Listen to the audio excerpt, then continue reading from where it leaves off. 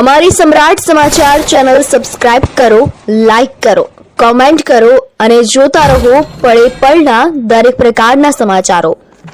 ભાવનગર જિલ્લાના તળાજા તાલુકાના શેળાવદર ગામે પવનચક્કી પ્રોજેક્ટને લઈને થયેલા વિવાદ દરમિયાન થયેલી જાનથી મારી નાખવાની કોશિશના ગુનામાં ભાવનગર લોકલ ક્રાઇમ બ્રાન્ચ અને દાઠા પોલીસે ઝડપી કાર્યવાહી કરીને ગણતરીના કલાકોમાં 6 આરોપીઓની ધરપકડ કરી છે।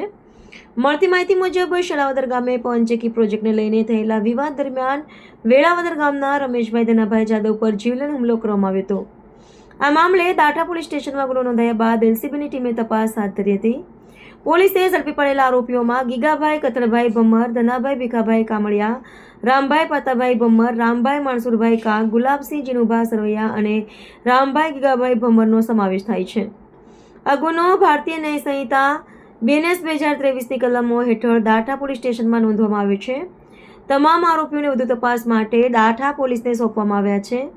આ સમગ્ર કામગીરી એલસીબીના પોલીસ ઇન્સ્પેક્ટર મયુરધ્વજ CM સરવૈયાના માર્ગદર્શન હેઠળ police sub inspector RA Vadher, VC Jadeja, PD Zala તેમજ દાઠા પોલીસ સ્ટેશનના PSI KC રેવર અને એલસીબી તથા દાઠા પોલીસના સ્ટાફે સંયુક્ત રીતે પાર પાડી હતી। હાલમાં પોલીસે સમગ્ર મામલે વધુ તપાસ શરૂ કરી છે।